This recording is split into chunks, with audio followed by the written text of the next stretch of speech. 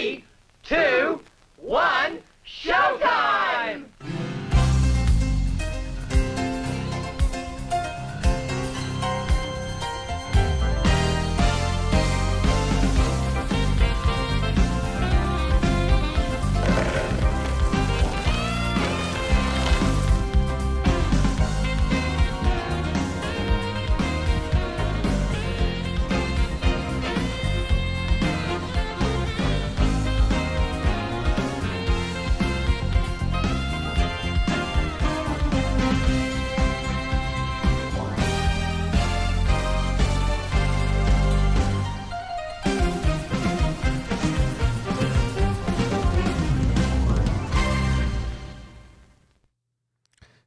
Hello, I am Cade Thomas, and I'm the host of Double Feature Movie Club. This is our 38th episode, and we have a really good show for you today with all romantic movies.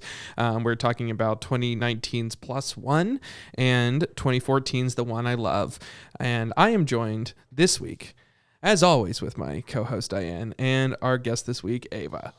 How are you both doing? Great.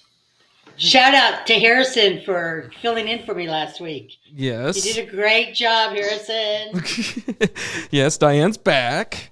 I'm back. Yeah, we didn't. And it's a lot lighter fare than we had last week. That's for sure. Or I would not be here. Yeah, that's always the sign of the type of movie we're watching when Ava's here. This is I think last week I called them romantic comedies. I don't know if that's fair for the second one, but it has some I think some comedic elements, but probably would be unfair to call it a comedy. It's we'll get to that later, I guess, about talking about that film. That's probably a good idea. Ava, I'm always glad to have you here talking movies. Always glad to be here. Mm-hmm. Well, I didn't know if there's anything up top that we wanted to discuss. Anything we've seen, anything we've watched. I know I mentioned that last time you were on. I watched Succession. I don't know, outside of the internet, I've been trying to find other people who have watched this, and everyone's like, nope, haven't watched it. But it is amazing. And last week's episode was one of the greatest episodes of television. So if you haven't watched Succession, you should start. It's the final season. So I think I do know. Go ahead. I'm just sorry. No, you go. I have one friend that watches it besides you, Kate. Okay. Out of all the people I know one other person that watches it. I can give you, her number if you want to text back. Yeah. The online stuff's been good. I mean, there's enough people online that have watched it and everything, but I keep trying to find other people, and they're just like, nope. And I'm like, I mean, I must admit, I didn't jump on it too immediately. When it first came out, I was like, I watched the first episode, and I'm like, I'm not all that into it. I gave it a second episode, and I'm like, nah. And then eventually, I'm like, I'll jump back in, and then I really did end up liking it a lot. I have to say it's my dabble in it, and I may watch it later. I've always looked for things when I have to have almost a continual stream. Being here by myself, I like a continual stream of media. It looked a little too corporate for me. I've been in the corporate world all my career, so it's like I don't want to go back there. Because it's usually very familiar, and it wasn't pleasant in real life. And, that's not to say that there can't be something entertaining about the corporate world on TV, but that was my take. So, but I may watch it in the future, at least, a couple episodes. Yeah, it's very, very much about deals and, boardroom deals, and it's people talking. It's just a bunch of just people in rooms talking, which I don't know. I like it. I like it a lot. Yeah, I think it's fun.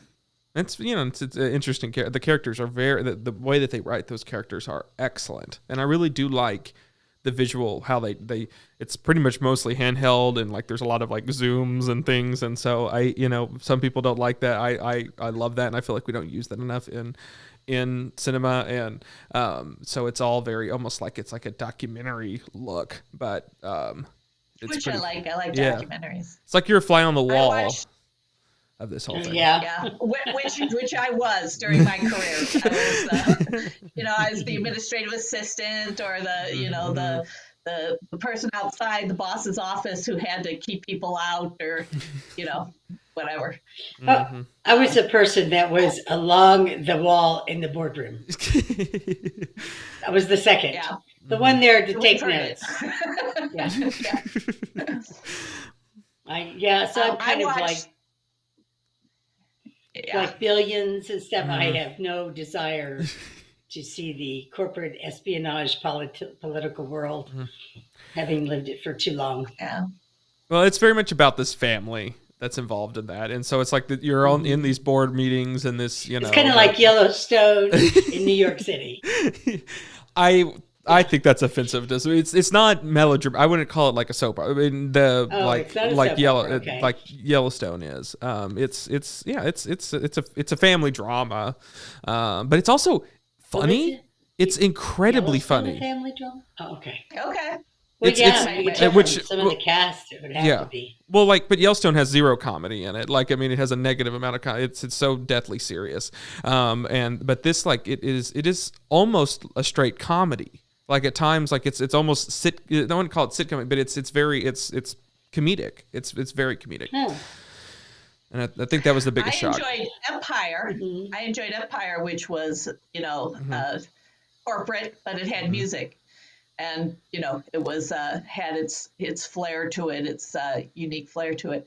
I watched Beef, which I would highly recommend.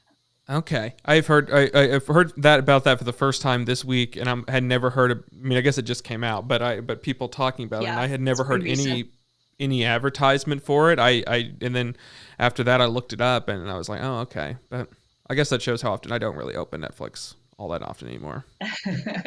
But as soon as I opened it to add it to my list, it was up at the top. I stayed away from it for a little bit, but then I did watch it, and I saw Ali Wong on Kelly Clarkson, and she sold me on it. And that when I watched, I really enjoyed it. I watched it all the way through. I binged it. So, and it's very interesting, very well done, in my opinion. What was it called? That's my review. What Beef. what was it? Beef, BEEF, BEEF? Yeah. And so it starts out with a road rage incident between Ali Wong and the male star whose name I don't know, Stephen I didn't recognize. Everything goes from there. And it just of course spirals way out of control.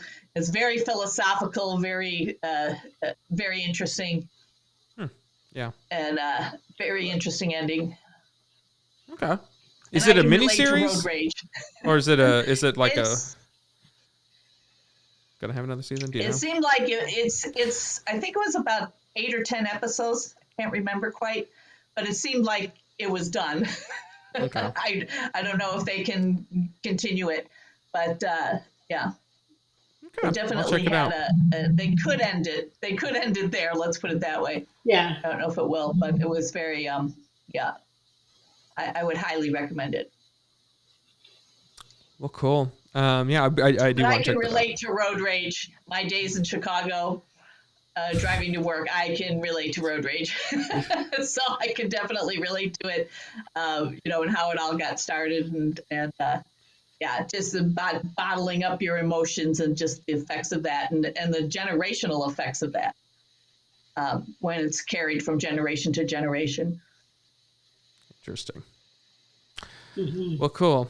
Anything you're watching, Diane? Are you? I haven't had time to watch anything. Okay, great. I've been taking I have been taking my one of my fire sticks to Mom's and watching the Golden Girls in the evening with her.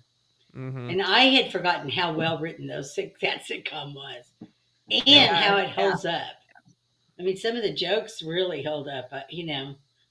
Not all of them, obviously. Did jokes about Agnew, although he's even making a comeback. He's going to be a movie out about him soon. So, but it's well written. Really, really. I agree. Yeah. I mean, there's a lot of people who were started on that later made other things like, Mitch Hurwitz, who did Arrested Development, had his career started writing for Golden Girls.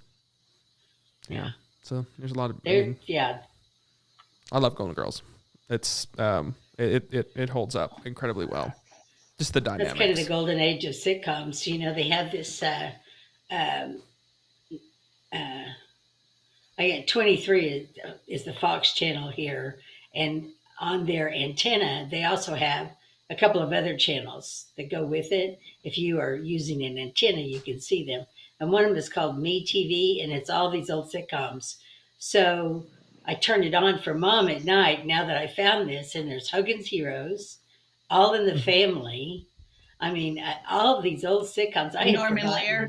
Yeah. Yes. Norman How Lear. good that MASH is on. I mean, it's amazing. Yeah, we have Me A lot of fun TV to here. watch. Yeah, Me TV.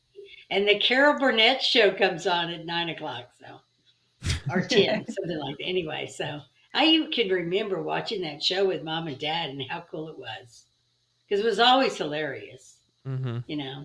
That was the one where she comes down the stairs with the drape. Gone with the Wind. Dress. They left the rod in. So I don't know if I remember actually seeing that for the first time, actually watching that episode, or if I just saw many reruns of it that it's in my memory. But I do remember watching it with Mom and Dad, and so it's kind of fun to she kind of lights up when they come on because they're in her memory span. Yeah. Real quick, there was another scene in Carol Burnett with Tim Conway. He plays a plant. He's dressed up like a plant. And I can't explain it, but it was just hysterical. Like when one of the characters would leave the room, he'd start beating up the other character. I can't explain it. You have to see it. Yeah. But I don't know how to look it up. It's Tim Conway as a plant. You'll have to. Or the dentist sketch. Yeah, that was the one dentist of the, sketch. That was a good one too. Yeah. They had that was like a combination of some of the best comedians out there at the time, all in one place, and we don't get that anymore, and it's too bad. And I think variety shows should come back. I think so, yeah. And the goal was like they were trying to make each other laugh almost always and break, and that was sort of the goal that each of them had, and that was the difference between like that and like an SNL, which very tried to stay at like the comedy sort of what we're doing, and it's so they weren't trying to do that. But now you sort of see more and more that's sort of the goal. I feel like is them trying to get other people to break within the cast. They need to bring what I haven't seen rerun, like Carol Burnett and Son is the Flip Wilson show. That was a excellent variety show. Interesting. But I haven't seen it. My red state would be passing that law tomorrow. I can see why it's not in Oklahoma, but Wisconsin can handle it. Yeah, but I haven't seen it here either. Flip. Yeah. There's lots of memes out there with Flip, though. Good. That's it. It's so funny. My mom and dad loved that show. They just my dad loved Flip Wilson. He did. But anyway. So let's talk about these movies. Yes, let's talk about these movies. So we have two films. They're both romance movies, as we're calling them, movies about love.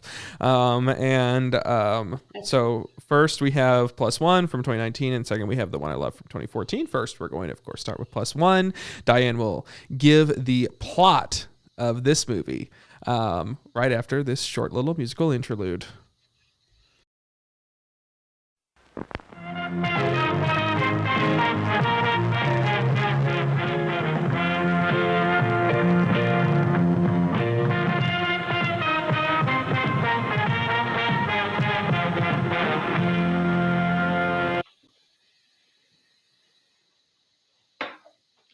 Hi. Oh, wow. I'm really blurry here. Okay, let me move over some. There we go. Plus One is in order to survive a summer of wedding fever, longtime single friends, Ben and Alice, agree to be each other's plus one at every wedding they are invited to, which turns out to be like 11 weddings, I think, for this one summer. Now, if this plot sounds familiar, you could also catch on the Hallmark Channel a movie called Wedding Every Weekend, where two single people make a deal to be each other's plus one. I think there's probably a lot of movies with that simple plot to it as far as being each other's plus one. What makes this movie a little bit different and special is Jack Quaid, son of Meg Ryan, and Dennis Quaid, and his co-star Maya, and I'm not even going to try to mispronounce her last name. They have such great chemistry in this movie; it makes it a lot of fun. In addition, Ben, the character that Jack plays, has an issue with his father getting ready to get married for the third time. So he's struggling with the whole concept of marriage to begin with, which adds a little bit of complexity to a very, very simple rom-com plot line. You guys ready to talk about this movie? Yeah, that's what we're here for. I have to tell you, I'm going to just upfront tell you, I did like this movie because I do like rom-coms. I think the two characters had, Jack and Maya had excellent chemistry, between the two of them. They were believable as a couple, even though there's at least 4 foot difference in their heights. At least 4 foot, and I think the dialogue for the movie was really good. The only thing that kind of I wonder some about Jack, I don't know if this is just me, but he's almost the same character he plays in The Boys. That kind of nerdy, good guy, sweet dude. It's the same. He plays the like Huey in that. Thing. Yeah, he has a very limited range. It's shade. They're all shades of the same sort of thing. Dan, and then what his role in Scream. There's been a bunch of things that he's been in. I was going to ask you about that with Scream. Is he also the non-rule breaking, non-risk taker in it too? I don't want to give any spoilers for Scream, but yeah, I mean he does some interesting things in that movie, and I think he plays against type in some respects. But still, I mean he's very he has a mode that it's everything sort of filtered through that. But I think he's charming. I've always been very. I've thought he's really it was really good on camera. But I guess that maybe that's in the genes. I don't know. It could be. The only thing that kind of worried me was after because you know how I feel about The Boys. Mm-hmm. I love that show. I love that show too. And it kind of after seeing him in this, I was like, well, he's the same character. So is he going to be typecast? Is this kind of character? Mm-hmm. Kind of like Ed Begley. He's always been typecast, and Ed Begley is typecast as his dad in this one. Oh, he's good. I love that. I love him. Anytime he ever shows up in anything, he's so funny. Like he's able to find like the humor in just simple lines. Like he's just one of the great comedic character actors. I remember him from St. Elsewhere. I think that was it. The hospital show. Yeah. When he was so young, but he was that same character, kind of quirky kind of guy. Anyway. Okay. Perfect casting to make him the father of him. I thought so too. They have similar traits. I'm so sorry, Ava. I didn't realize I had you on mute this whole time. Were you saying something just then? Oh no, I wasn't actually. Okay. I was starting to say he had a great little part in Grace and Frankie. He played right.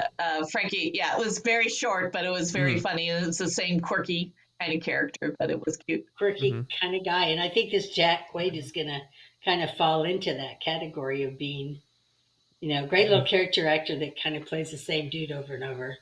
Mm-hmm. But, given his height, it's a good role. I mean, it fits him.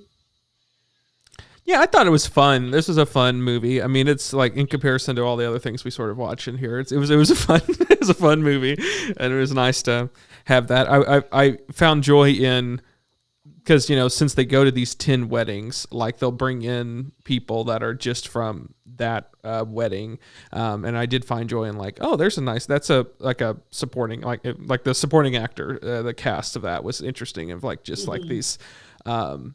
Like these I don't even know. I mean, some of them were more well known or starting to be well known, and then some of them were, just good little character actors you see pop up in different things. So it was kind of fun to see that. Beck Bennett is in this from SNL, and I love him a lot. I do like him, and I really hate that he left SNL. Mm-hmm. Because it hasn't really. I mean, he does a lot of voice work. Like he was in Sing 2. He does a lot of animation and a lot of voice work, but I really missed him on SNL. I thought he was great on SNL. I thought so too. Yeah. Yeah, he left. I agree. He had a really interesting comedic voice, and I think he's just a really solid actor, and I hope that he's able to make that sort of transition. But haven't seen him in too much stuff, but I really, really do like him. And I kind of wanted him to be more in this movie. I mean, he really only has 2 scenes, and it's in the beginning and near the end. And I was like, I assumed when you have him, and he's like got third billing in this movie, I guess, because was more well known. And like you think he's going to be in it a lot since he's like his best friend, and he's like at the very beginning, and so you're like, oh, he'll be at a few of these weddings, but no. He wasn't. In fact, I was just going through and looking at just what he's been in since SNL, and it's all animations. It's all voice work, which is too bad because I think he's a good actor. Yeah. One of the movies that he was in, because him and Kyle Mooney worked together a lot. They were both on SNL, and they were previously on sketch things together online. And then he left, and then Kyle stayed, and that was an odd thing. They were in Brigsby Bear is one of my favorite films of past decade. I don't know. It's somewhere up there in the top 50, but Kyle Mooney's in it and Beck Bennett, and it's a really funny, heartfelt movie. So check that out. It's a weird movie. But it's one of my favorite offbeat. Yeah. It's one of my favorite Mark Hamill roles. Mark Hamill's in that, and he is insanely great in that movie. It's produced by Andy Samberg. Mm-hmm. Oh, how cool! So is this like a live action movie? It's a live action movie. So what it's about is like Kyle Mooney plays like a he was when he was a kid he was like when he was a kid he was abducted by Mark Hamill.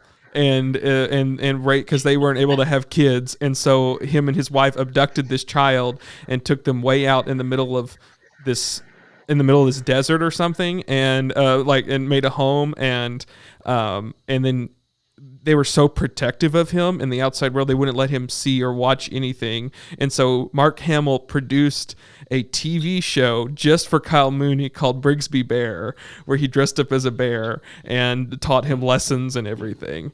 And Kyle Mooney becomes obsessed with this show, and it's like, this actually has a lot. I learned all of my my morals and everything from this show that no one else did, and it's kind of I don't know. It's an interesting show. It's an interesting movie. And it's like, he's Mark Hamill's put away in prison for this because he gets caught. It's an odd little movie, but I really, really like it. Well, okay then. So just a little recommendation. Add that to our list, Ava, of what was it called? Quirky movies to watch. Mm-hmm. Anyways, so back to this actual show. show. Of this movie? Ava, you're our rom-com queen. What do you think? Of it? Yes, I did like it as well. It's such a worn out theme. Such a worn out plot. But I think the intention was to be a little weightier and a little edgier, and I think it was. The only problem I had with it was in the first act, the female lead. She was supposed to be wacky and, kind of wild. I found her just annoyingly immature and grating. And I think part of it, though, was, and I suppose her character was supposed to be like that. But she and her comedy partner had a series. It's called PEN. Pen 15. Yeah. Yeah, Pen 15, where they play themselves as 12-year-olds, right? Yeah. 12 or 13-year-olds. And her real mom plays her real mom.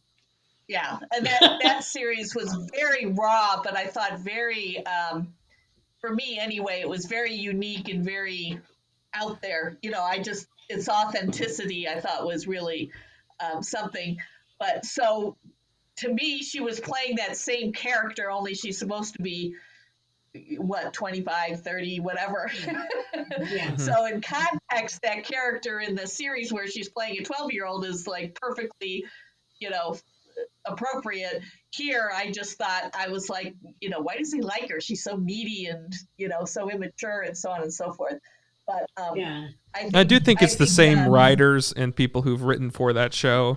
I think that they came to work on this and directed it, Probably if I remember. so. Yeah. And I think I'm sorry, go ahead, Diane. I think we are all shaded by what we've seen people in before when it's something similar to. That's how I was with Jack. Quaid, I kept having to go, okay, this is not the same character, but it sure seems like the same character. And I was kind of like you on her. Now, I'd not seen the sitcom that she wrote, her mom's in and all that stuff. I hadn't seen that. Mm-hmm. But I thought she had to walk a really fine line to be, sassy, quirky girl versus really annoying girl. And to me, she slipped over into that annoying category a little too often. Yeah, I agree. But I don't think so. I found them both to be pretty charming. I loved her in the second and third act. I thought she did better than, but the first, I was kind of like you with the first. She's a little bit annoying. Like, oh my God, there's no other word for it, just ridiculously immature and, I don't know if it was immature, it's just trashy. Yeah, well, to me, trashy.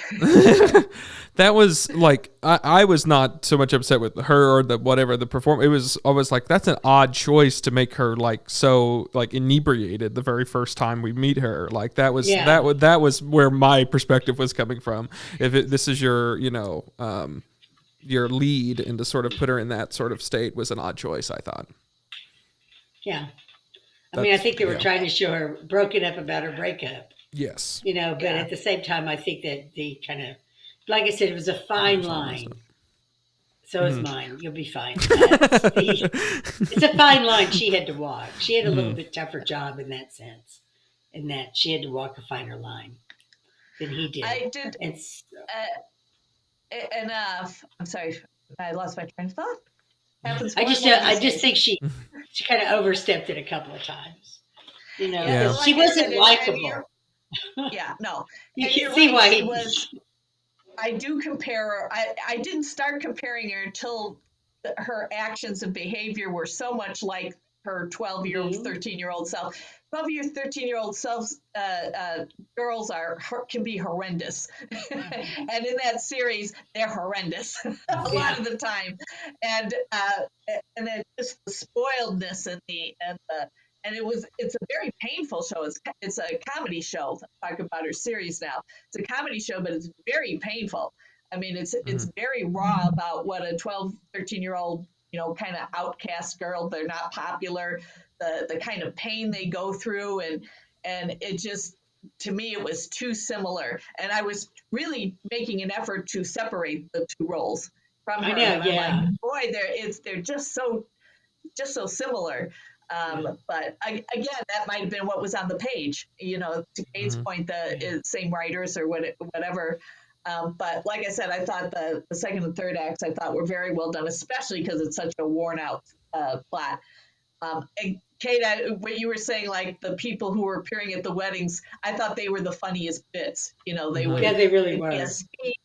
Especially I don't know who the guy was playing the guitar, but he only sings like 2 lines and they're hysterical. Yes. He's like, "Did she laugh at me?" or something like that, and I just burst out laughing. Well, he's like, as you know, this has been a rough year for me. But this is not about me. This is about, this happy bride and groom. Anyways, I'm going to sing this song. And it's like this song about how he's been dumped and that she stole half of his heart. But it was only like 2 bars of it. Yeah. Which is perfect. Yeah. Whoever that was did a great job. Because, that's always in those movies too, the inappropriate speeches and, But I did laugh. I got to where I was looking forward to the next toast, just because to me they were the funniest parts of this movie were the toast. I like seeing the different types of weddings. Like they had to be like a really well thought of, like, okay, we got to have a destination wedding. We have to have this, like this one that's just at like a home, and like so like they came up with all these different like settings for weddings, and that was fun.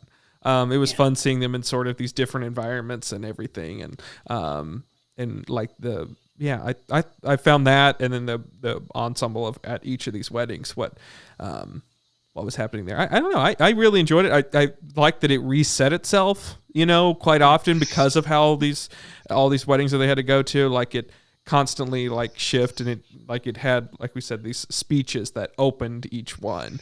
And those little chapters were interesting because their relationship evolved in each one of those, and kind of fun ways. You didn't really care about what was happening between the weddings. It wasn't important. What was important was what was happening during the weddings. And I think they did a really good job of keeping us focused on that. Mm-hmm. I don't think they let him suffer enough. I mean, he could have suffered.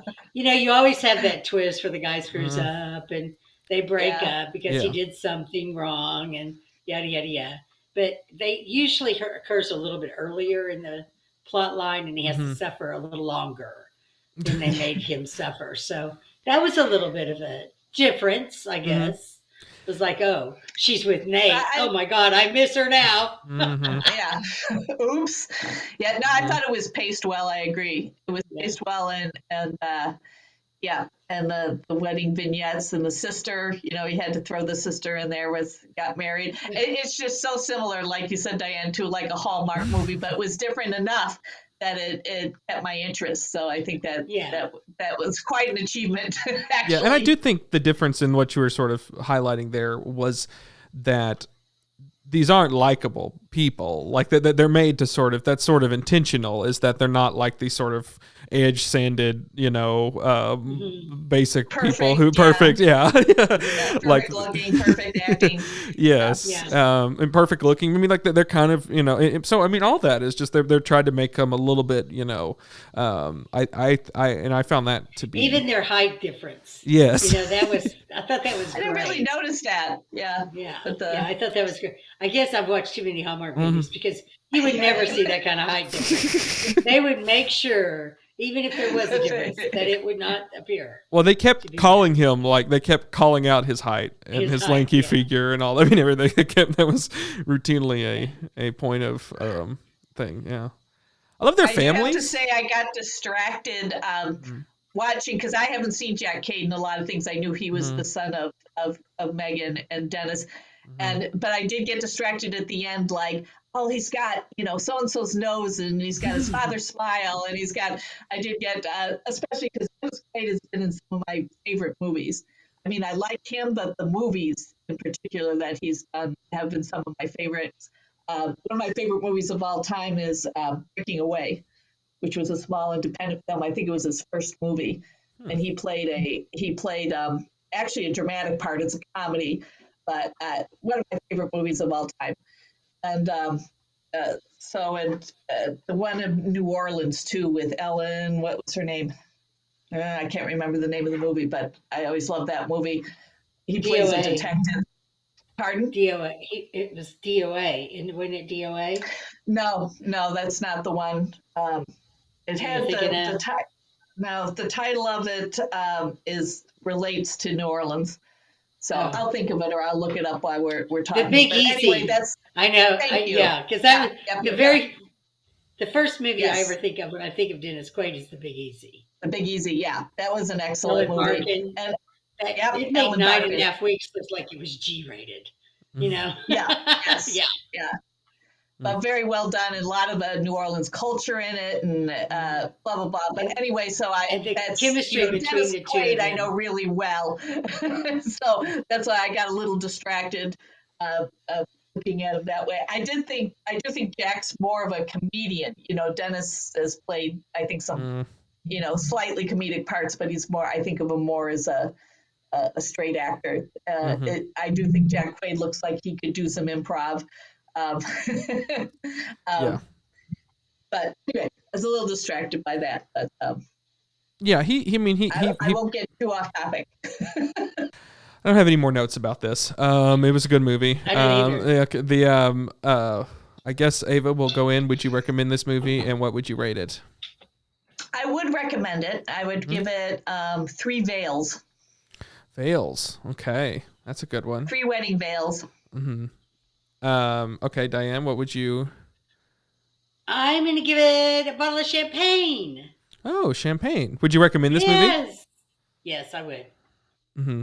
It's like I said, Hallmark. Did I do that? I'm sorry. A Hallmark movie with sex and foul language. An edgy Hallmark movie. Yes, an edgy Hallmark. Yeah, it was I kind of loved that the sex was even quirky and weird. You know, that it was uncomfortable.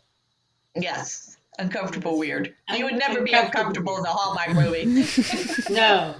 They were in a cemetery first time. I kind of loved that too. I kind of loved that. I thought that was a great scene, and I loved her dress.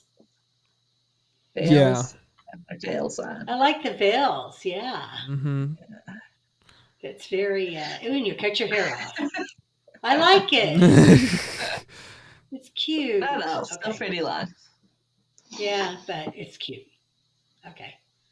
Yeah. So I stayed with the drink emoji. So right. You did. Okay. Gave me a lot of possibilities here.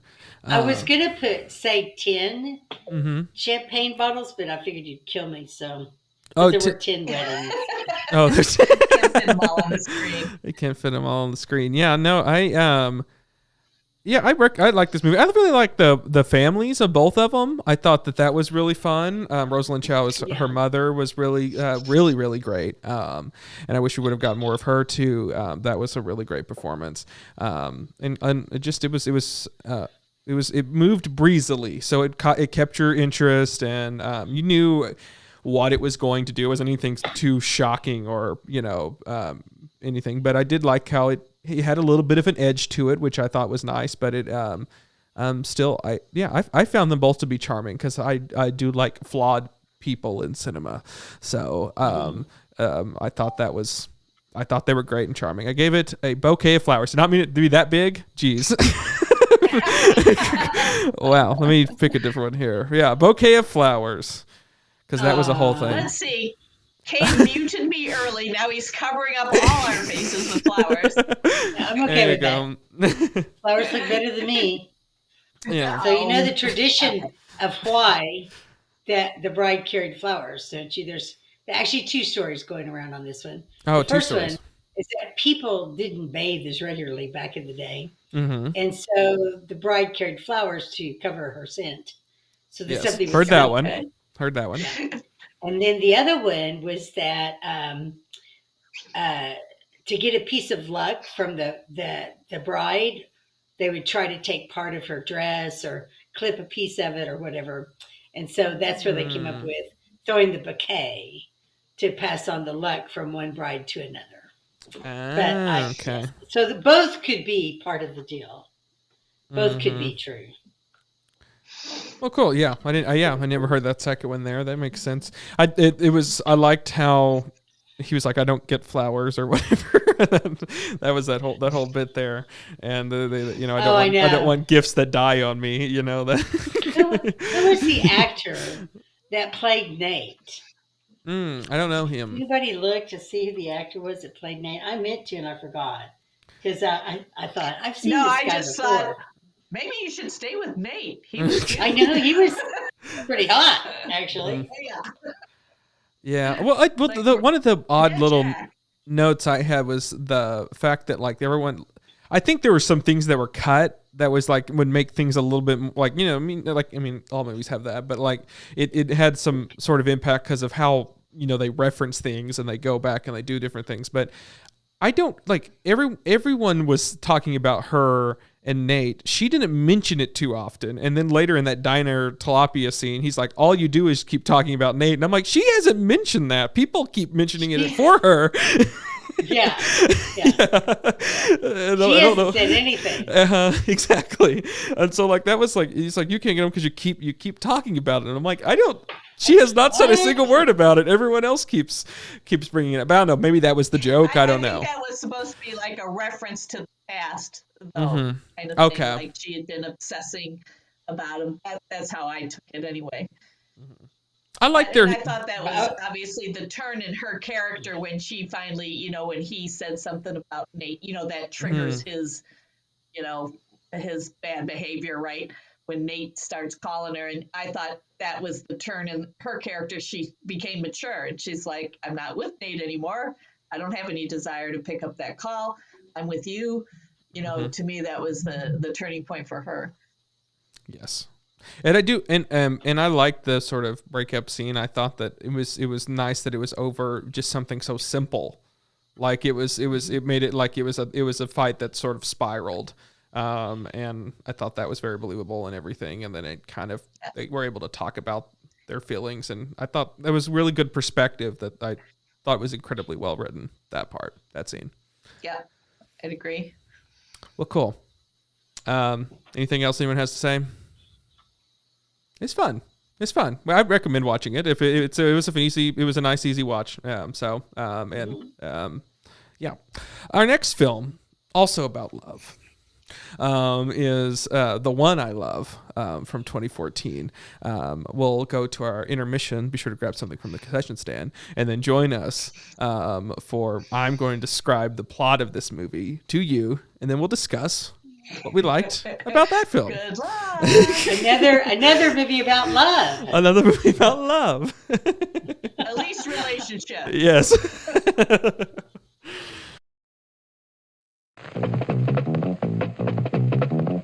Good evening, ladies and gentlemen. It's intermission time. All these delicious treats are waiting for you at the refreshment stand. Delicious fresh popcorn, ice-cold cola, and candy you know and love. They're all ready for you now, so you won't have to miss any of the feature. Come and get them. And now, on with the show.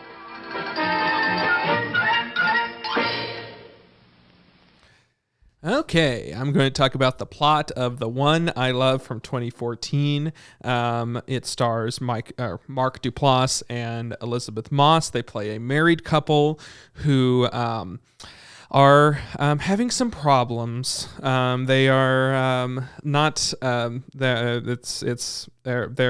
trying to reconnect and trying to remake their marriage work and everything, but we're not really clued into what exactly the problems are right away. But there's some sort of issues, and they're seeking a marriage counselor who's played by Ted Danson. He recommends them in the opening scene of the movie to go to this retreat where all of his clients who have had just huge successes at when they go there, they come back more in love than ever, and they should go check out this place. And so they go for this getaway.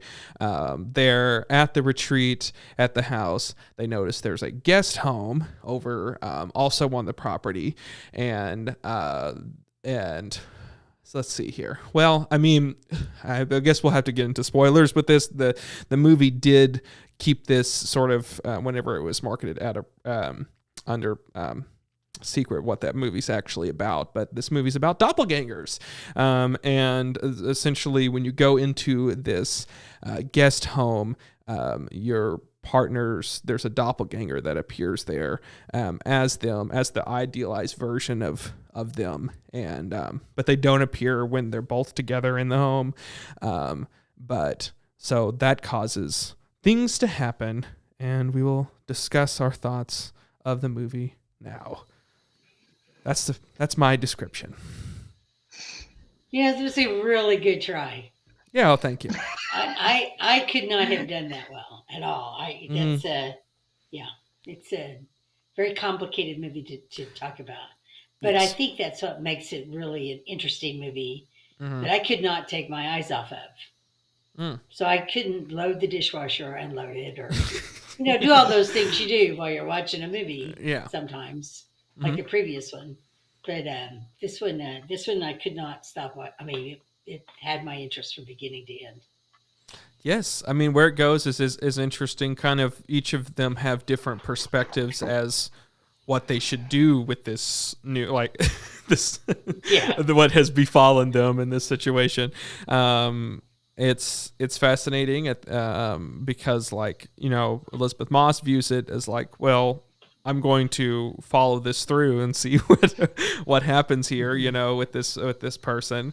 And then you have Mark Duplass, who's very much like, I just want to know how this is happening. How is this happening? That's right. Exploring, like, really are these people like real? Are they like really going through the mechanics of how this could possibly happen? Which I just love that. And then like Elisabeth Moss is just taking. I get you because that would be me. I would be wanting to understand how could this possibly be happening at all. And it seemed like at the beginning anyway, and I don't know what you think about this, Ava, but it was like Elisabeth Moss was projecting what she wanted her husband to be onto this guy, and that's what he was reflecting back to her. And not that it was. Yeah. Oh. I definitely. I'm sorry. Go ahead, Cade. No, I was just saying. Oh, yeah, it was an interesting perspective. Go ahead.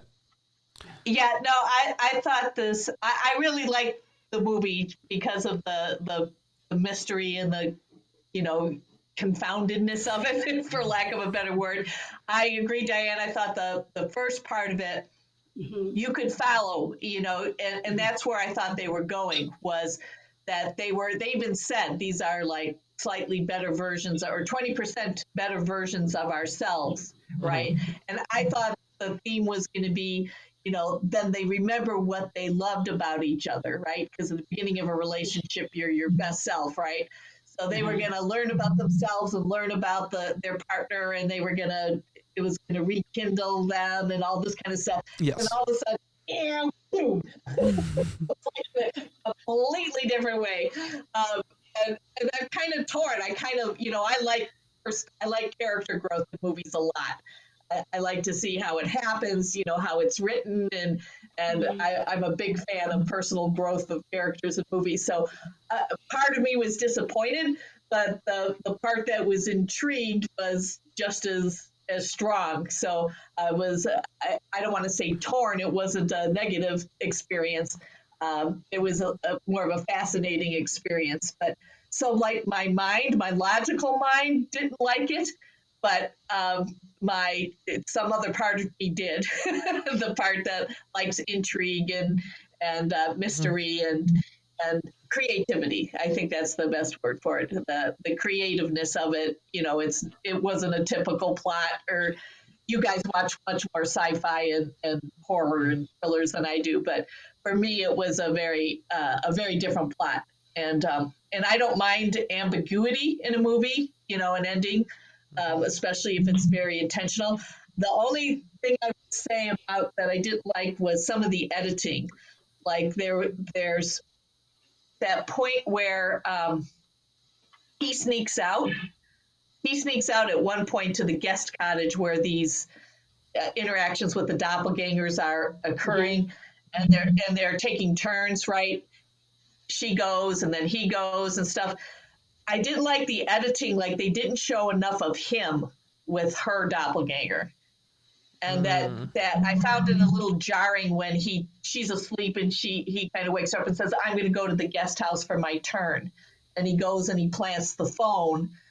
And then I guess he just comes back. They never show him having his turn type thing. And that's where the movie kind of lost me. I was like, where there was a little bit of an imbalance there. Like, I didn't think they showed him enough with his doppelganger. But maybe, again, that was on purpose. I don't know. I don't think he spent as much time. I think she creeped him out. Yeah, I think she creeped him out pretty bad. It could be. Although he ended up with her at the end. Sorry about that, spoiler alert. But they... Maybe. Yeah. I do think that, it was interesting that, like, Elisabeth Moss played her creepier. Like, I do feel like she played the other one, whereas where Mark Duplass played the other one is charming and kind of it played it more natural. That's very interesting. I thought Elisabeth Moss was playing the perfect 50s wife. Yes. I didn't take it as creepy. I took it as perfect and just perfect. Making him breakfast, being smiley all the time. I didn't take it as creepy as much as I think you guys did, but yeah. But then there's the whole, infidelity part at the beginning too. Yes. And that, that double standard where the reason they're in therapy is because of that. And now, of course, he's not trusting her. It's like, well, what the heck, an old double standard, right? It's okay for him, but it's not okay for her type thing. Yeah. I thought, the whole thing about that. Make any sense? No. I understand what you're saying. I think, it was. There's a lot you can sort of dig into there. I mean, and even like she was upset, like she seemingly wouldn't have been up.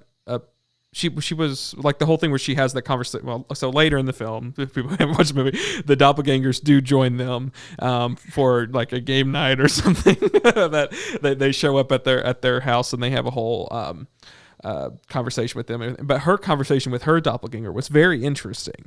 Like that whole that ends up being one of the more interesting parts of the movie is how they interact, which like you didn't really like.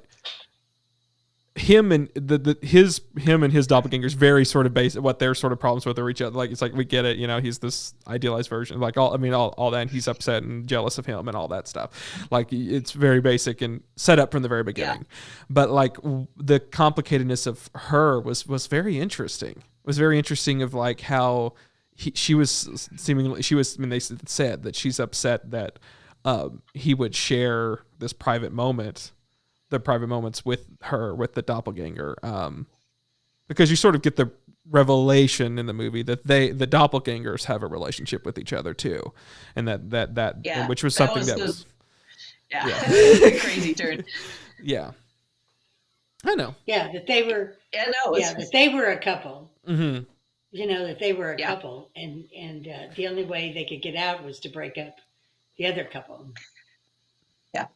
And that conversation too between when I had the captions on, and it was fascinating because they called the doppelgangers Ethan 2 and Sophie 2. So when they were talking, it was Ethan 2, and it's like, well, that's helpful because sometimes it was like, especially with him, he had his glasses on. The original had his glasses, but the other one didn't. But with her, eventually it became very difficult to tell, obviously, and almost impossible at the end, right?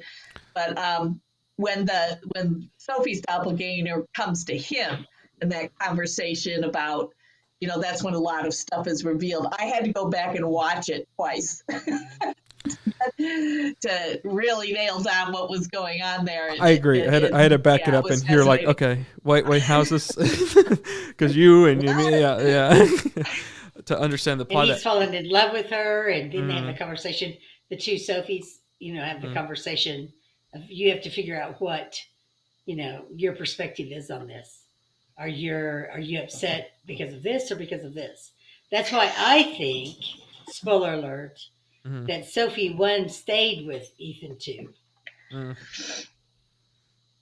Yeah. Well, I mean, I think it's. I do too. I think they make it sort of seem like. I mean, I do think that it's. I think it's both things. Like, I think that's the greatness of the movie is that you can sort of read it both ways, and that they both options are correct. Because you can read either that she learn from the experience and that they have a healthy relationship now, and like she's going to allow him to have bacon or whatever. You can take that really rosy look at the sort of at the thing too, or you can take it that like the other one stayed. And I think they would have spent more time with it if that was the case. I think that last conversation. More time with. Well, I think. What did you think? I kind of thought the whole idea was like, it's like, why didn't he take more time to figure out if he had the right one? That was weird. It was so I don't think there was a ticking time clock, was there? Right. So I think the intention was he wanted to take home his own wife, but then at the very last line where the bacon line, right, he kind of looks for a second like, and then he's like, okay. Well, I think he made his decision based upon the reaction of the two Sophies. Yes. The one that was worried about Ethan too, or the one that smiled back at him. And he took the one that smiled back at him. Thinking that's the wife I want. So therefore, which is why, right? Yeah. So why are people in relationship? Or is it just for the validation, or is it a true love? Or it was very interesting. Yeah, it was very interesting. Yeah, that's one of those movies that'll stay with you for a while. I like the whole Twilight Zone kind of twisting to it, but I'm kind of like Ethan 1. I was like, okay, I'm going to figure this out. This is going to have some kind of logical reason. Yeah. And what was, why wasn't she interested in figuring it out? She was just in love with being in love or something, the attraction to Ethan too, and the, that he was 20% better than her husband. And she was and of course, she was the husband. When she was the husband. The husband she wanted. Yeah. Yeah. Yeah. The one when she explains to her why he cheated, that's what she was aching to hear. Yeah, that's what she was aching to hear, and willing to forgive him and all that fun stuff. So I thought the performances were extremely good because they had to be so nuanced, right? They had to be almost the same, right? But nuanced enough that you could tell the difference. So I thought the performances were really good. Yeah, I agree. I don't know, Cade, I'd like to know your thoughts on the editing, the whole, when they're supposed to be all together type thing. Yeah, that was fascinating because I was so I watch all that stuff pretty intently of because I'll tell you the shot that really got me was the shot of the two Ethans at the pool. That was the one that I'm like, all the other ones I could kind of get how they shot it, and they do it, they lock it down and then they do like a handheld effect afterwards to make it look more real. But and then they most of the time it's just body doubles over the shoulder and stuff. But the one where they're both sitting at the pool is a little bit of a lot more difficult. So they're sitting on the pool side, the two Ethans, and it's like one's in front of the other. And so that was a more difficult shot to pull off. And they would have had to have shot it twice, obviously. But with one, I don't know. They'd have to have composed it. Interestingly, I don't exactly know how they did that one. But yeah, it was It was a more difficult shot to pull off. But yeah, no, I thought it was fun. I mean, they did a really good job at it. It's a difficult feat to do, but when you're in a location and everything that you can sort of do that with, it's good. One of the rabbit holes I went down with this is the director. Do you know who directed this? Oh yeah. His name is Charlie McDowell. It was his very first film he's ever done, feature film that he's ever directed. He is the son of Malcolm McDowell. Oh wow! And Mary Steenburgen, Mama. Yes, and so his stepdad is Ted Danson, and that's who's in this movie. Oh my gosh! Yes. And so that's all connected. So his stepdad, he directed his stepdad in this movie. Wait a minute. So Mary Steenburgen and Malcolm McDowell were together? Were together in the 80s. At least once? Yeah. They were together, I guess, in the 80s. That's when, I never knew that. I never knew that either. She was married to Ted Danson for years. Yeah. So I guess he's in good relationship with his stepfather, and this whole thing. Well, and his mom did the voice of the mother. Yes. In the playback of that voicemail. Yes, and the whole thing. Fun fact: this is filmed at Mary and Ted's house. That is that is their home in Ojai. Oh, wow. Yeah. Wow, I did not know that. Yeah. So I want to live with them. I do too. I just want to live in the guest house. Yeah. And he's the lighting now was beautiful. Yeah, Go ahead. Sorry, Cade. the last little bit, he's married to Lily Collins, who's the daughter of Phil Collins. So Yeah. all bunch of like every week, it's nepotism week here on. Yeah. It certainly is nepotism week. Yeah. Every week's nepotism week here on Double Feature Movie Club. I know, and she's an actress too. Lily Collins is. I was trying to look what I've known her. She's Emily in Paris. Everyone knows her now as that. Oh, that. Really? Paris. Yeah. Wow. Okay. She's good. Yeah. Yeah. She's So good. that's interesting. He at the time was dating Rooney Mara, and Rooney Mara was the costume designer for this movie, but she went nameless. She did it uncredited. Yeah. So, who Rooney Mara, of course, the daughter of of dynasties of the football families. So yeah, it's all 6 degrees, 1 degree of separation. yeah. That's true. Mm-hmm. Well, let's see. So this movie was done in when 2014, Mm-hmm. right? And then since then, he's done The Discovery and Windfall, On the Line. What else? Yeah, he didn't write this. Anything He directed it. So I mean, but That's what I was looking yeah. for. Is And so what other movies he had done as director? Yeah, Discovery and Windfall. yeah. So it should be interesting to see, kind of watch for him in the future, right? Yeah, I agree. It was it's interesting. I do think I don't have a lot of notes about this. I really did like it. It has almost the ending is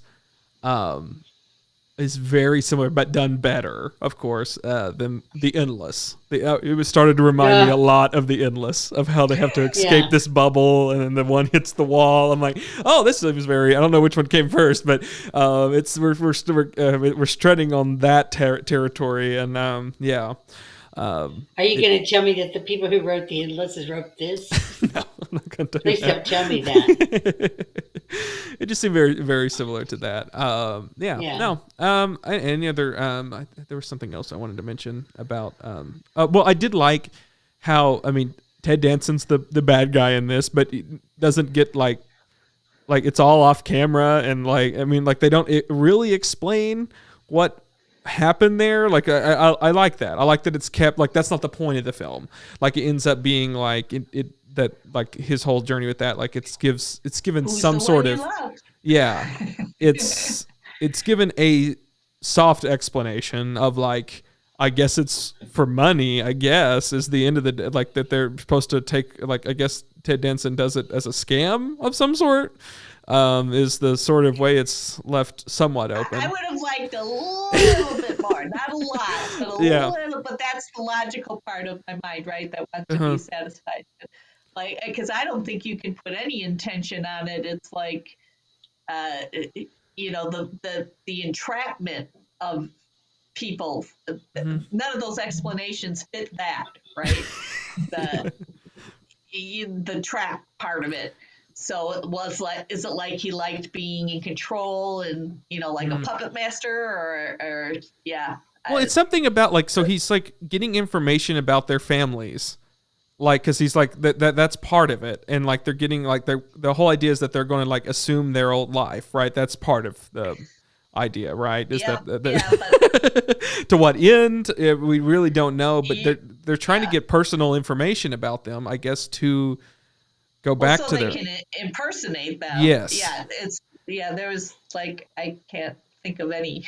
And then there's the whole thing of like that. The scary, like one of the most interesting parts is the auditory, the room where there's like the recording, and then like they have these recordings, and the fact that like there's all you hear is the voices of them, and they're like impersonating them, and so it's like somehow they're formed in some sort of way that's like they're trying to get their voices down. Like it's kind of an odd little like, and you don't get explanation. There's a white static when you record. Like there's some sort of weird auditory thing. Yeah. Like how do they like? Is he cloning them? Or and that can't be it, right? Because that doesn't fit as a clone.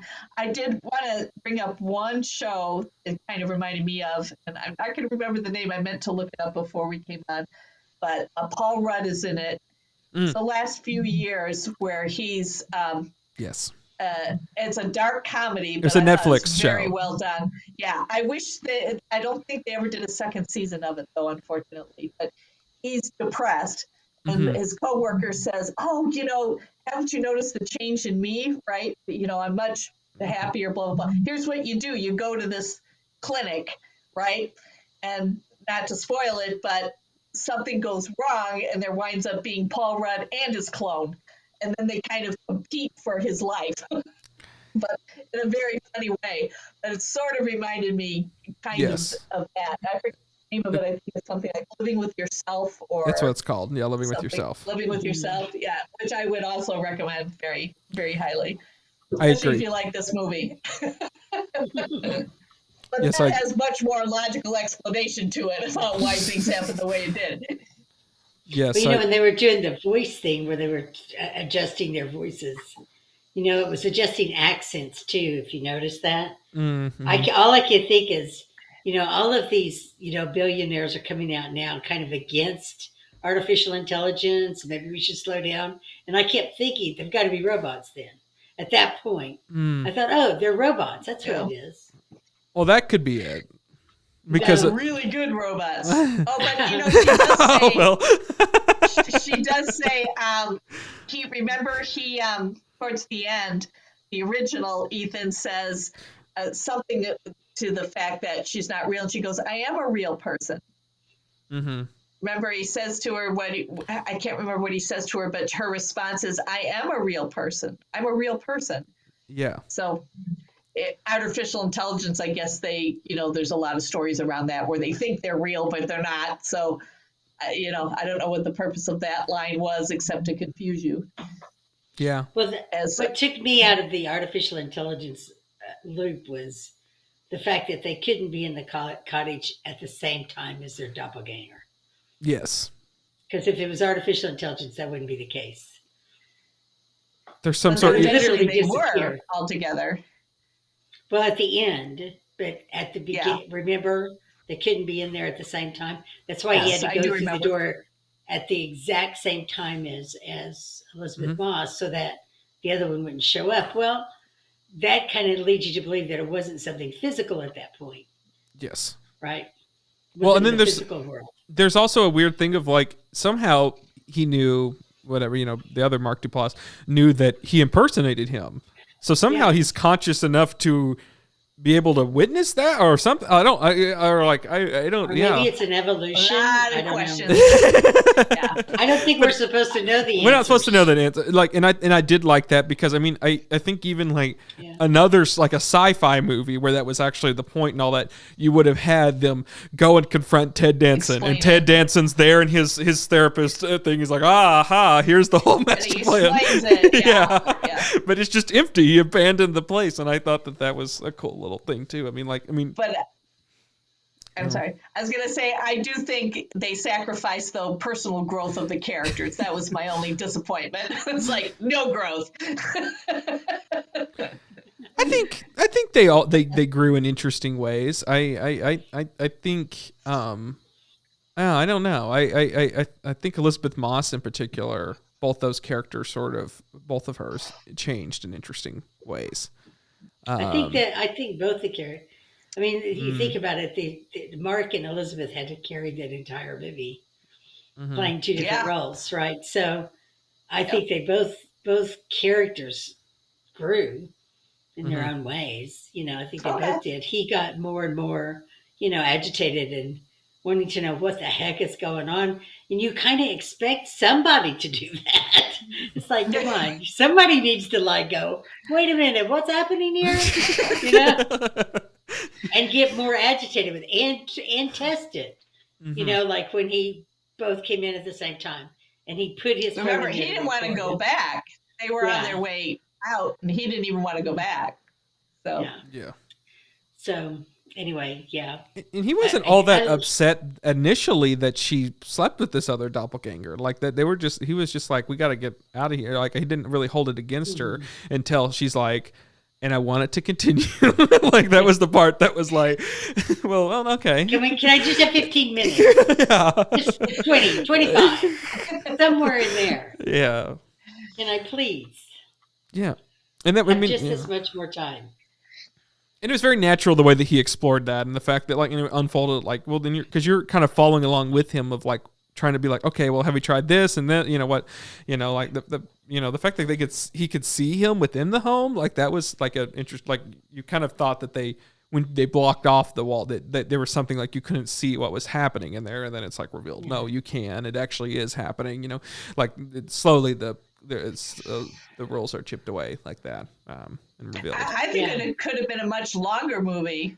I think they had a lot, even without explaining it in the end. Not longer to explain it, but I thought there was just a lot more they could have explored too. I would have enjoyed a longer movie actually. Or like a mini series, like a limited series, like kind of thing. Maybe. Yeah. Well, maybe in between a movie and a limited series. Yeah. But because if it went on too long, I'd be like, okay, there's got to be a payoff at the end where they explain it. Yeah, you're right. But I think just a longer movie would have been interesting. Okay, Even cool. more interesting, I'll put it that way. Yeah. I guess we'll do our recommendations and rating. Diane, would you recommend this movie? I would you rate it? So recommend this movie. If you like Twilight Zone as a kid or even now watching the reruns, you'll love this movie because it is right up there. There's so many Twilight Zone episodes, I still cannot tell you how in the world or what they meant by them. But anyway, this is the rating part gets a little bit harder because I really wanted to put two sets of twins. But then I think, well, Kate said for me to stick with drinks. So... No, he gave you more icons for Christmas, Diane. You're forgetting. No, well, we recently had a discussion about icons. So, okay, I'll be quiet. But I am your lady in waiting. I will fight for your icons. You just give me the word. So I don't know what to give this exactly. Do you want twins? We can give. What would? I want there are twin a set icons. of girls and a set of boys. Yeah. Okay. I want the girls and the boys. Okie That's what I dokie. want. Well, then you're going to have to but you don't vamp have for a to. bit as I search for two different As you icons. search for these icons right here. They're in the regular phone emoticons, Kate. I don't know what you've got there. There are.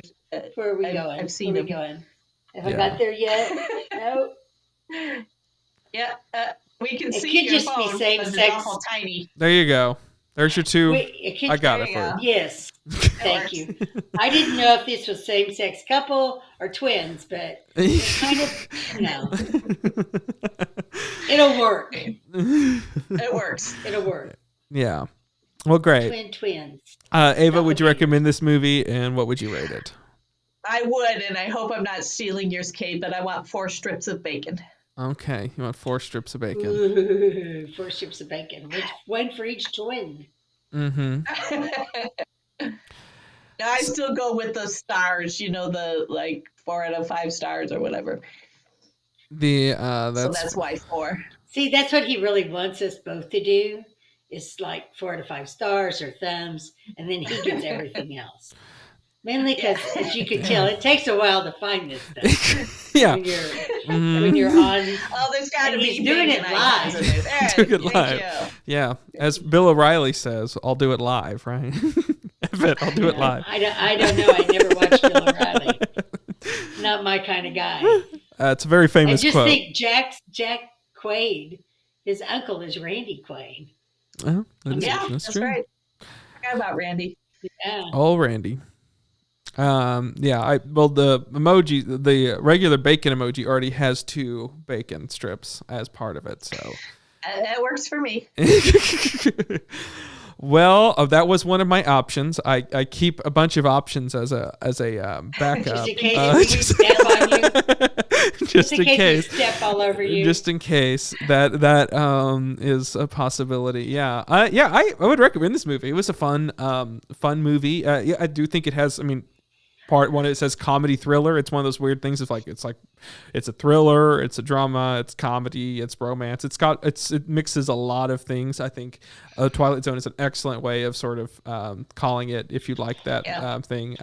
But also through the guise of, it is about a relationship and these two characters. And so really great performances. It's not, or a favorite thing we've watched this season, but I did really enjoy it. And it was a really fun watch. So I'm giving this a pair of glasses. Oh, pick the wrong one. The giant one again. So yeah, that's what I'm doing. There's my giant glasses. And for someone who, doesn't like horror movies, and, Twilight Zone was interesting to me, but it was, especially because I was young, Twilight Zone could be, I love that, Cade. It's right on your eyes. You got it. Perfect. Can't move. Twilight Zone was a little spooky for me, so this was just the right amount of, type thing without being too spooky. Absolutely. Yeah. I thought it was really fun. And they look like goggles. I like it. Yeah. So very, I'm glad we all agreed this was a fun movie and, interesting film. Now we're going to head into our preview time where we talk about our movies that we're watching next week. Preview time. Movies.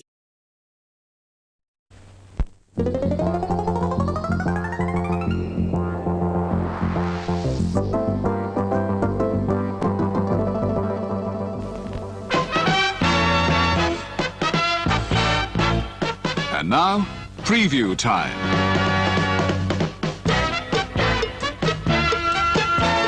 When it comes to entertainment, you can't beat a good film.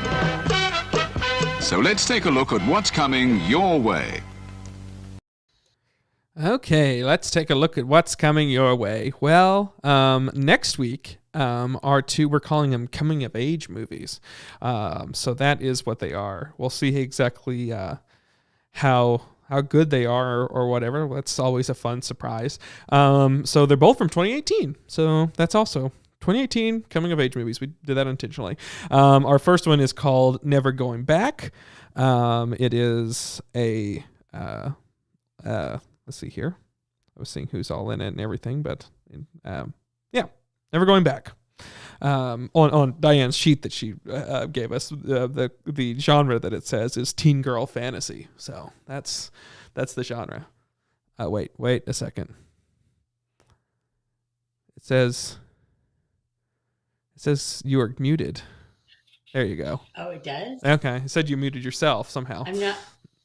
I did not mute myself. Go ahead. Because, I think our listeners all know how I feel about teen girl movies that are written and directed by older men. And that's we'll see. I have it listed as a teen girl movie that was written and directed by older men. So it is on Never Going Back, right? It's on HBO. Oh, well, fun. And Hulu with the premium, it's on HBO Max. Never Hulu Going Premium Back and is Amazon. written and directed by a woman. So there you go. Thank That's God. encouraging. Yes. So, we may have teenage girls that aren't giving blowjobs. Fun fact: this woman is married to the guy who directed A Ghost Story. No. That's her spouse. That's who she decided. Can't. Please, Lord. Please, so Lord. these are the people that love each other. Maybe 15 opposites minutes attract. Opposites of attract. eating pie. Yeah. Oh my God, Kay! Now you've given me something to really look forward to. Yeah, there you go. You might be right. Yeah, maybe opposites attract. Maybe you're right, Ava. Yeah. We can only pray. Hope springs eternal. Yeah. So that's on Right. HBO. Oh my. Okay, well, good. Yes, HBO Max. And then the other one that we are watching is from 2018. It's called Braid, and it is a horror thriller. So that's. And when you Google it, you actually have to type in Braid movie. or you will get every known brave known to man. Uh, And it is available on Tubi. oh, it's on Tubi. We love Tubi. Tubi, if you ever need anyone to advertise for you, Cade and I are your biggest fans. Mm-hmm. And it's also on Peacock, Amazon, and Freevee. Oh, okay. Yes. Freevee's it's through Amazon, so you can get that. Also written and directed by a woman. So we learned our lesson from whatever that movie was called that we watched. I don't even remember what the movie was called. But yeah. So yeah, so that should be good. I don't know. Since you told me that she was married to the person who wrote and directed A Ghost Story, I'm a little worried now. Well, you don't know. Oh. Okay. I liked Ghost Story.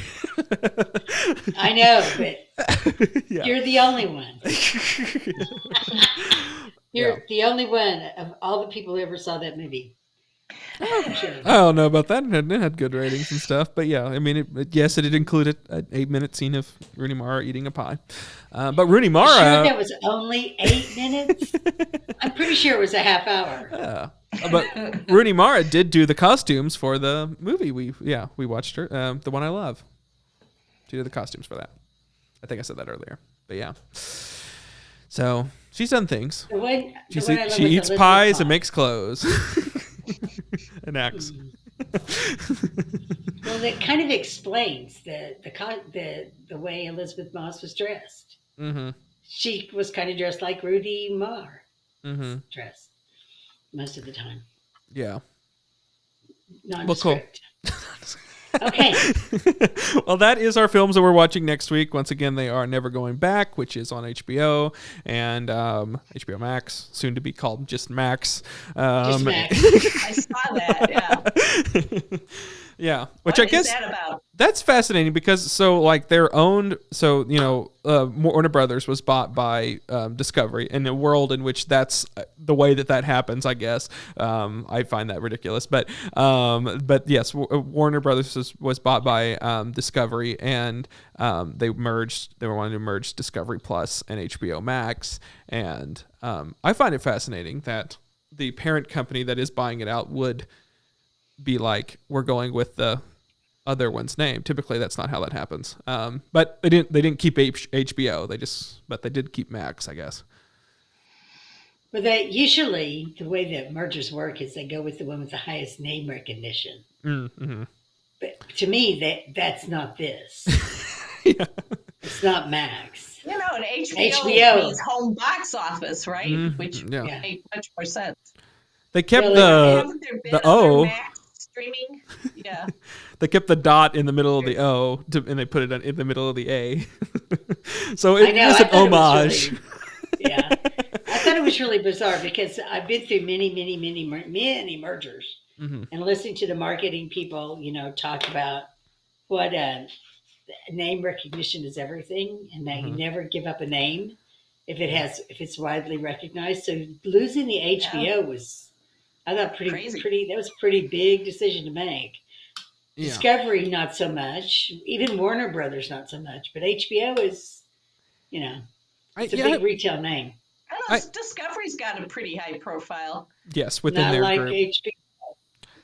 Well, no. they think. I mean, they bought them, and they thought that Discovery was the right way moving forward. I mean, like it's very fascinating, sort of that story of like how, and it's going to be interesting to see how they pivot and all that. If they are going to even, to me, it's signs of the time that they're going to de-emphasize the HBO of it all.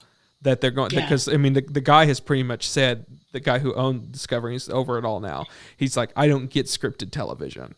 That was his whole thing. I don't get it. I don't. It's a lot cheaper to make these reality TV shows. So, and it's more cost effective to do that. And so I'm that's what makes me nervous is like, so we'll see. Well, those shows will just go somewhere else. Right? I don't know. They might want to. I don't know. We'll see. We'll see how it all goes. I mean, to me, it's better than. Like the fear was that they were just going to lump it all underneath Discovery Plus or something. But so it is a nice. I mean, I don't know. We'll see how it all shakes out. HBO seems to be making a lot of stuff and still making it, but who knows going forward. Is this Michael Mildman? Is that who you're talking about? No. His name. I'd have to find it. I don't know. His name.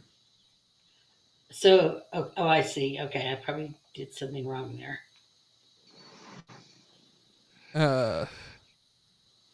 David Zaslav. Zaslav. Yes.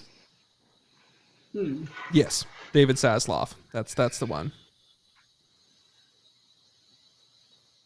Yep. Huh. Where did he come from? I don't exactly know what his whole background. I mean, he worked under Discovery, sort of his thing. I mean, he did a lot with their Bravo and with all that, reality stuff and everything, and spearheaded that and spearheaded Discovery Plus, and yeah, I don't know. So interesting stuff to look forward to. That's our show. Watch our. That's our show. Sorry, it went into a weird HBO thing at the end of that. But yes, they were going back on HBO and Braid on Tubi. You're just trying to blame me for the third longest show. I'm not saying anything. Yeah, we kept it under wraps. Good. We did it 1.5 hours, right where we need to be. We were going to be real. We was going to be short until we started going down the HBO. You brought that up. I did. I'll take blame for that. Great. Keep reminding him of that, Ava. Yes. Well, great. We'll see you next week. Follow us on our Instagram and Twitter at Double Feature MC. We post interesting content there, including our 60-second reviews. You'll see 60-second reviews of these two going out on Instagram, also on my TikTok at the Cade Thomas. So check all that out. If you are listening to this as a podcast, you can always join us live on YouTube at youtube.com/Cade Thomas. We're live here at 6 p.m. Central, talking these films, or you can listen to it, as always, next day as wherever you get your podcasts, Double Feature Movie Club. Thank you, Ava, for joining us every time you do that. I enjoy having you on here. And Diane, I do too, because that means the movies are fun.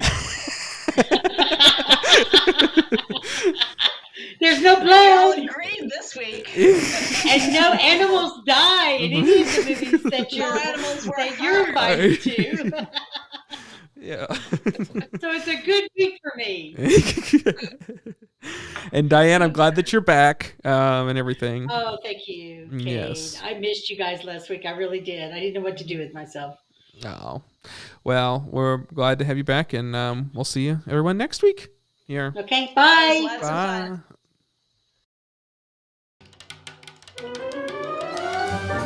Bye.